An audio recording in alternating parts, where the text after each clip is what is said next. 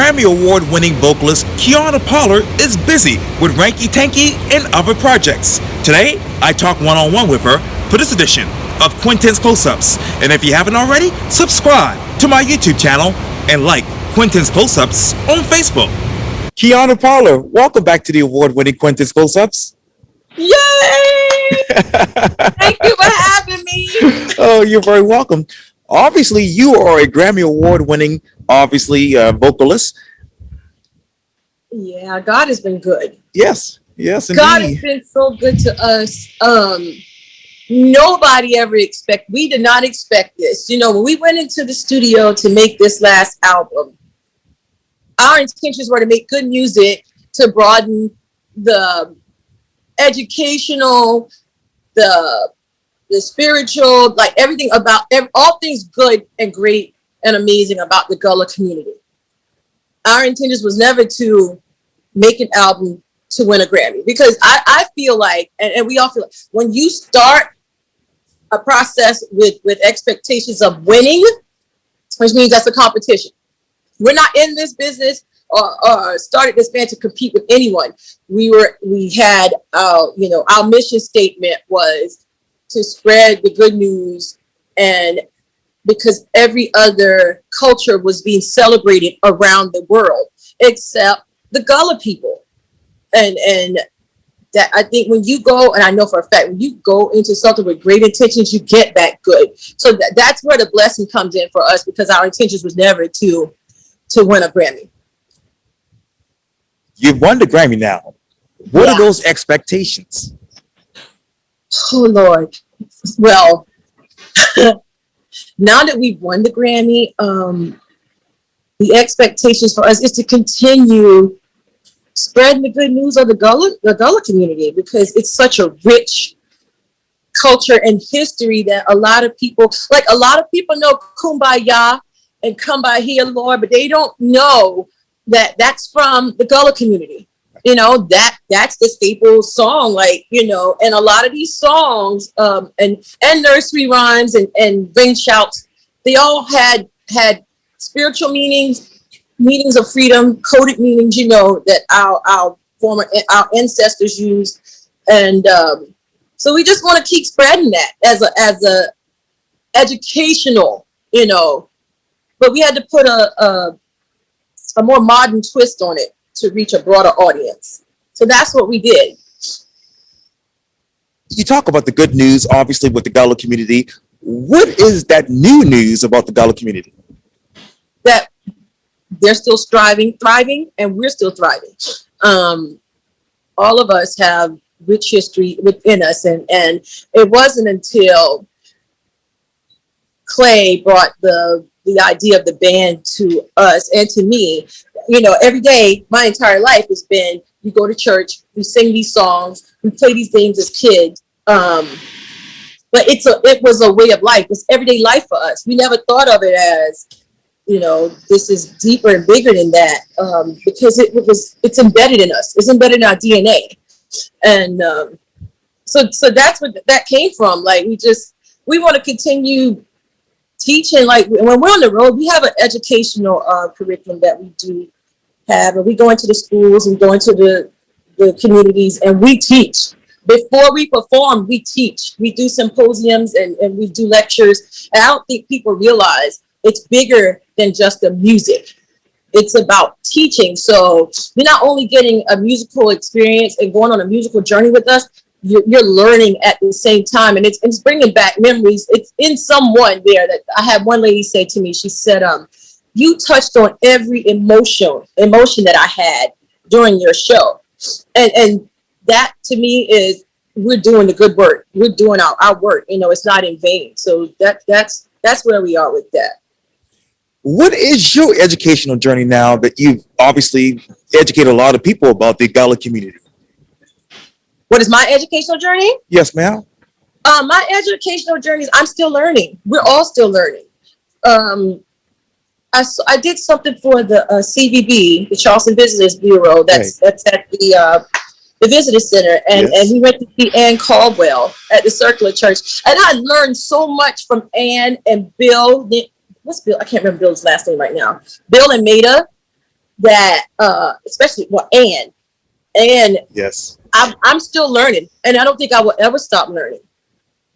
I will never. Our people as a whole, we incredible stories and incredible what people consider great music, have no idea that these songs have hidden coded secret messages in them. So I think I will forever be learning. I'm even starting to, I'm not a cook, but I'm really into learning about the food and the Wow. culture. I've always been the one that like to show up and eat. But you know, because I've always been on the road. Yes. So the food, you know, Yes. it's a rich, even with winning roots music and having the gala community being honored by the Academy, the Grammy Academy. That's one of the highest awards we can get in music history for our people. It wasn't just a win for us; it was a win for all. And so we're still teaching and we're still learning. In this next album, we're still going to teach and expand. Yeah. Now, what do you want to learn about, obviously, when it comes to cooking and the gala community? What's that food that you want to try and obviously, eat? Well, I just started liking collard greens, believe it or not. Just maybe a year or two ago, Wow. I just started liking that. Yeah. And then we have a lot of chefs here that focus on the educational part. And I never, until Ranky Tanky, realized how the music and the food go hand in hand. They all go hand in hand. And hopefully, maybe soon one day the Ranky Tanky cookbook is going to come out. Yes. So cross our fingers on that. We got a lot of stuff going on, but I just want to keep learning about how the foods and the songs and the music, they go hand in hand, because it means a lot. Because people like two things: they like to eat and they like music. Yes. So once you get them in their bellies and get them musically, hey, my work is done. Yeah. Yeah. And speaking of our work, what is that one food that Charlton, Quintin, and Clay and others like? Definitely shrimp and grits. You cannot go wrong with Ranky Tanky with shrimp and grits. Kevin is the foodie in the band. Yes. Kevin's the foodie. Clay will try anything. Quentin's a pescatarian, and when I'm on the road, I'm a pescatarian too. Oh. Charlton eats almost anything too. I've seen these guys eat some things in other countries that I would not ever touch. But it's that staple item, that staple food, shrimp and grits for us. That's our thing, and crab cakes. And crab cakes. Yeah. Wow. And let me go back, because obviously a year ago everything changed for you and Ranky Tanky, and obviously you posted this along with Charlton on Instagram. It says this: "A day I'll never forget." Charlton said, quote, "1 year ago our professional lives changed forever. In some ways it is still unbelievable, but God is good, and through him all things are possible. Once again, thank you all for being our support and love on and off the bandstand." What ways are still unbelievable? The fact that I have my Grammy. Like, I never thought. I remember growing up as a little girl, and the Grammys were on, and Whitney performed, and Quincy Jones it was just, and I was like, watching, I was like, how am I going to get there? And then the idea of becoming a background vocalist would probably be the only way that I would get there out of Harleyville, South Carolina. And God put me in place and position to sing. I've been on the road for over 10 years with different pop artists, and I've done every late night television show. Yes. Except David Letterman. That was the only show I had not ever done in Ellen. And I did American Music Awards, I did Country Music Awards. I never touched the Grammy stage. I've never done the Grammys.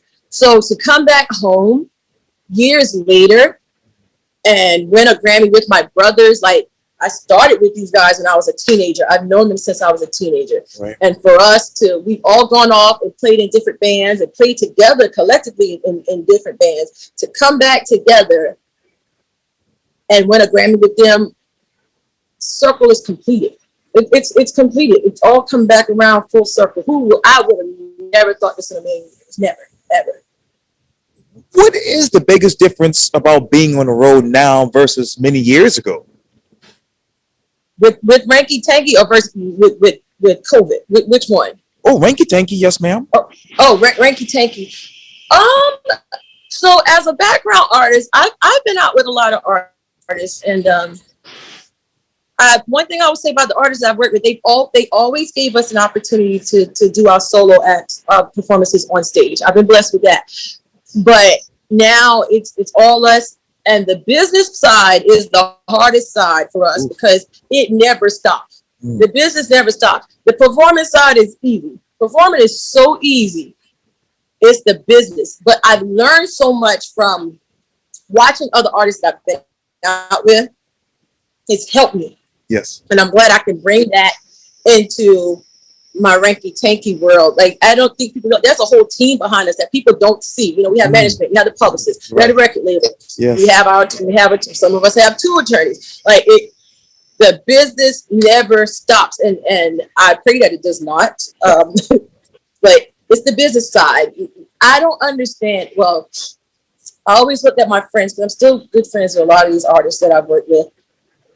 They were on a way bigger scale than we are. And I don't know how they handle the business side and the music side. Holy Jesus. It's a lot. It's a lot, but I'm not complaining. It's just a lot. But I'm thankful. But I've learned so much from it. I am so grateful for the experiences. Like our manager now, Vanessa, I met Vanessa when I was out on the road with Clay Aiken. She was his manager through American Idol. Right. And now she's our manager.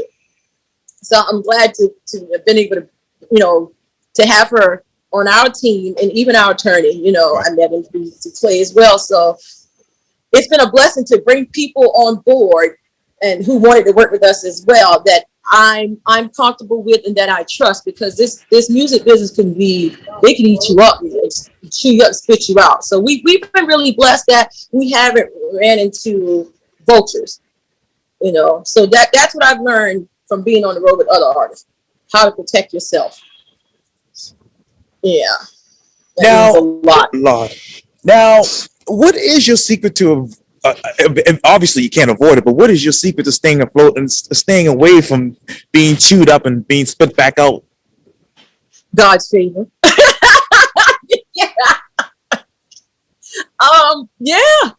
I think we've just been blessed. Yes. We've been so blessed, and I think because we're good people, and we get along, it means a lot when you get along with the people that you're on the road with. And being that I'm the only female in this group of 4 men, that means a lot. They treat me like the little sister, and that's what it's been. It's just been favor. Like, God has really protected us, and like I said, when you do things with great intentions, you get back greatness.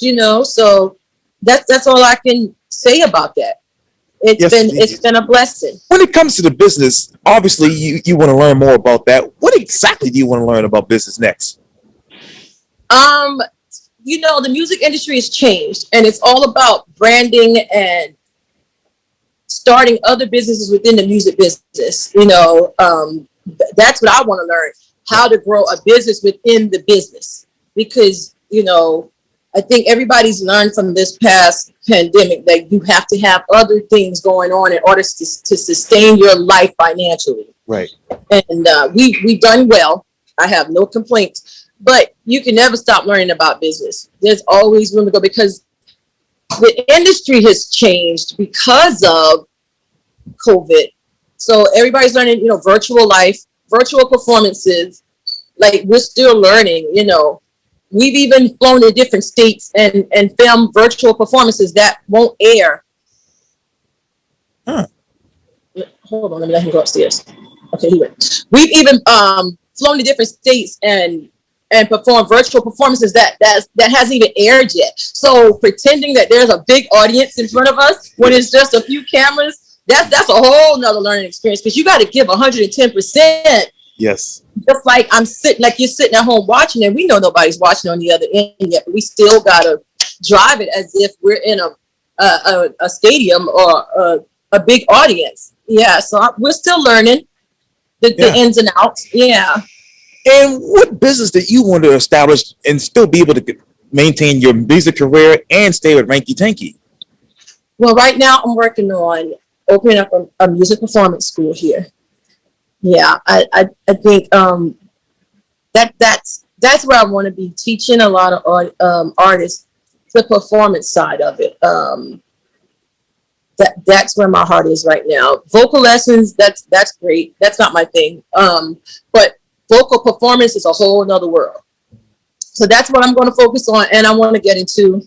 I produced some albums for some pop artists. I've engineered, I've done those things. So I want to get into producing more artists, you know, here in the Low Country, because the Low Country has so much talent, untapped talent, that I would love to expose, you know, on a bigger stage to a broader audience. So that's where I'm at. You know, everybody's like, so when are you working on your solo project?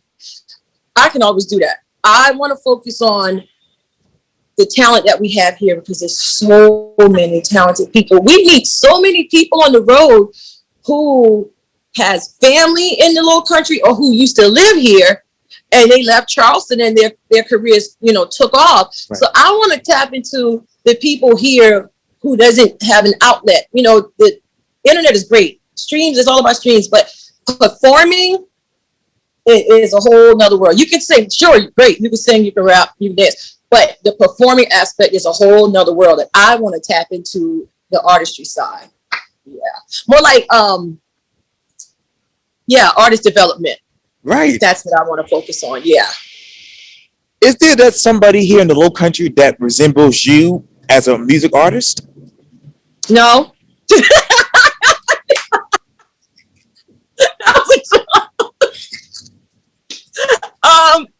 As far as what performance? Yeah. No. Oh. No. I'm not being no. Right, I mean, right. Quintin, I'm 40. Am I 41 or 42? I'm one of them. I'm old, Quintin. Like, no, I don't. You know, I would like to say we're trendsetters. Sure. So I'm sure there's going to be a lot of artists to come behind us and do what we do. But that's why I want to mold and help grow these artists here who can, you know, yes, do what we do, because it just didn't happen for us overnight. Like, I started in this business here professionally when I was 8. I was 8 years old. So, and I'm still learning. Right. And it didn't happen overnight, you know. So that's where I said the artist development and artist performance comes into play. That's why I want to help develop and grow artists here in Charleston. And what will be the state of art development and art performance in the next 5-10 years? Gosh, the world is changing so fast. I don't know. You know, like, there's only one Beyonce. There's only one Janet Jackson. Right. But then you have people that come behind them that idolize them. Like, you have Chris Brown, who right. is like Michael, and he sings. He does all in one, you know. And I think in a few years, because of the internet, some of the talent that I'm seeing with these new artists is they rap, they sing, they dance, and learning how to tap into all of that and remaining true to artistry, as far as not the computerized artistry, the live music aspect, you know, music with a purpose. Like, my son listens to rap, and I love rap music. Don't get me wrong. This new rap, I'm getting into it because of him. But I want to stay true to not losing the live aspect, because a lot of the music is computerized. And that's not where I'm at. It's all about live music for me, and keeping that, you know, alive. Yes. Yeah. And I hate to ask this redundant question, but how do you stay true to your artistry? I think it's all about who I surround myself with, and it's embedded in my DNA. You know, my dad was an artist. He had an album with his band, and actually we were in, can't remember what country we were in, but they were sold out of his album. Like, all of a sudden his album was back on the charts in other countries. This was done in the 70s. And I've been blessed that I never had stage parents. They just trusted the people. God put me in position to be around people that I trusted, that they could trust. And it's just, I've been blessed. I've been really blessed. And I've had some hardships in the industry, but I've recovered from that. You know, it hasn't been devastating. And what were those hardships that you were just now recovering from? There's been some financial recovery that I had to recover from. Some, you know, I don't think no artist could say that I've never been involved in a lawsuit. I mean, maybe some, but but this when I was a little girl, you know, getting into some janky deals that really wasn't my fault, you know. But I think from there, I've been blessed to, that didn't hurt me emotionally or vocally, you know. So that was a blessing. It hit me a little bit, but I was still in high school, so that it really doesn't even count. I was just, thank God I had the money to pay for it and not my parents, because I was working. Right. Yeah. Well, what could you tell your 8-year-old self now? I would tell my 8-year-old self now to take piano lessons seriously, because I did.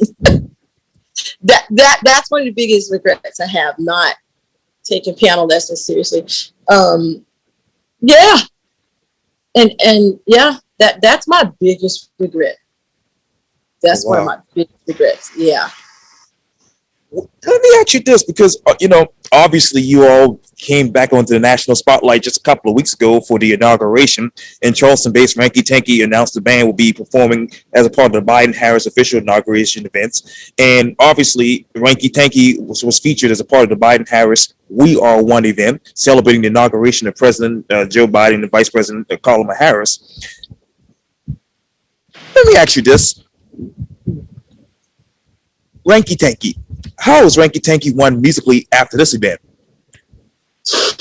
How have we won musically after the inauguration event? Well, it's planted our feet into politics. You know, even before the inauguration event, we endorsed Jamie Harris and the song Freedom. I think, when Freedom came about, it had nothing to do with Vice President Kamala or Jamie Harrison. It was just lyrically what has been going on all our lives, I think. So for us, that song wasn't written to be political, but it fit the climate. After George Floyd's death, freedom actually, it just rang out, and it stood out. And so, we all want freedom. We all need freedom. And that's how we planted our feet into the album. It just so happened the album just touched on so many things we've been living for so long, but it hadn't been brought to the forefront.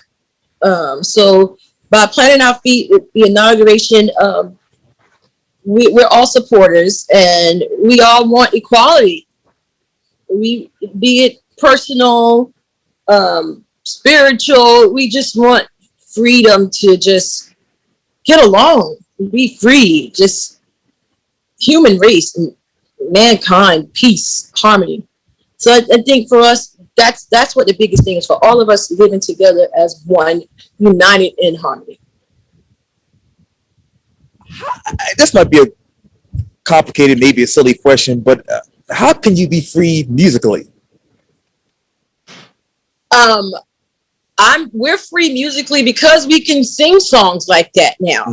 We can write songs like that now and not receive any backlash. For me as an artist, growing up, I never knew what type of album I wanted to do because I liked so many different styles of music. I started with jazz, I did theater, I was classically trained. Right. And, I woke up one morning, just about 5 years ago, and I said to my boyfriend, I said, I feel like I'm supposed to be doing something else.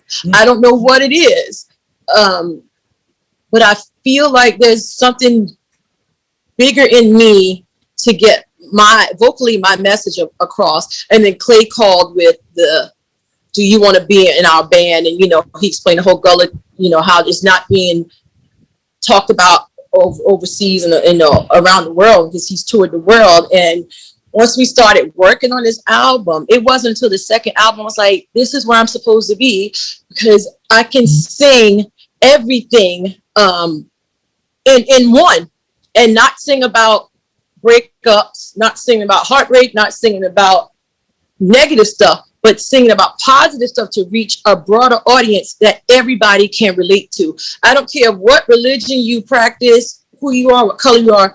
There's something on our album that taps into something in someone. We have the song called Beat 'Em Down, about love. It's really about killing them with kindness and with love. So this is almost like, I wouldn't say gumbo, because that would put us in the category of New Orleans music, but this almost like a low country boil. Positive music and not anything negative, which is, I was on a spiritual journey when Clay called me, of just finding myself spiritually, and how the laws of attraction and affirmation stuff and metaphysical stuff that was affecting me beyond the sitting in the church walls, the church house, and learning that some of these songs that we grew up singing in church had secret hidden code messages, I feel like my feet has always been planted in this genre that's actually roots, the foundation to all music, gullah music, that nobody really understands. So yeah, that's what it is for me. And now, who do you all, as Ranky Tanky, want to reach next musically? A broader audience. We will never stop. Like, we've been all over the world. Yes. And for people to get on stage in front of thousands of people and they're chanting and screaming Ranky Tanky, Ranky Tanky, and they can't speak English. Right. Like, that is the biggest excitement and the best feeling in this. I cannot describe that, because they don't speak English, but they speak Ranky Tanky. That's a beautiful feeling. So we could keep broadening, because of COVID, our European tour was canceled last year. So prayerfully we get to leave again this year. But the sky's the limit, it used to be about being famous, for a lot of artists, which it was never about fame for me. It was about success.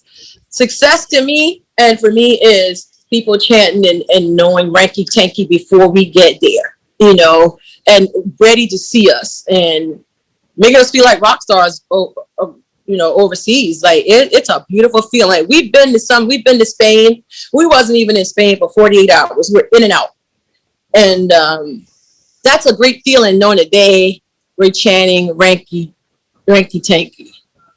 Yeah. Wow. Amazing. Well, let me ask you this. What volume of your music career are you on right now? Oh, wow, that's a good question. What volume of my music career am I on right now? Oh, Lord. I don't know, Quintin. Well, being that was the second album, so this next album will be volume 3. Yes. Yeah. We just worked with Mark Bryan from Hootie and the Blowfish on a project for Rosa Parks, and that's going to be Library of Congress. That was an amazing feeling, meeting someone, Miss H, who Rosa Parks lived with for a long time, and just hearing the stories, right, and taking that emotion from her stories and putting it into an original song.